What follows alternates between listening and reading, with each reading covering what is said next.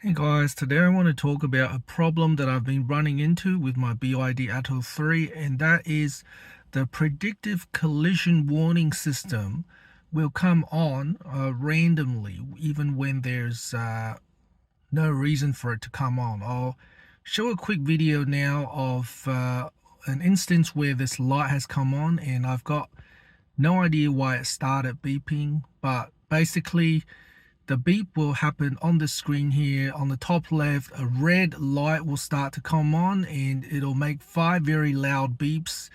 I couldn't get this on video, but that's what it looks like. So I'll teach you guys how to disable that.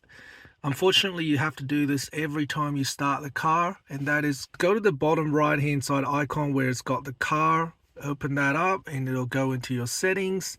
Then you're going to go into D-Pilot, and then you're going to go to active safety, and the top two options you can see I've already turned them off.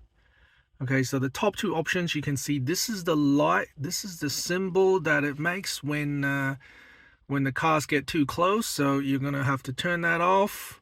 Click OK, just a message letting you know that you're going to have to turn it off every time you start your car. Turn that off as well. All right, so this means two things. Number one, when the car in front of you gets too close, you won't get a warning. And number two, it will not apply emergency braking for you. So you're going to have to brake yourself, which is what I've been doing in the last 25 years of me driving. All right, thanks for watching, guys. See you next time.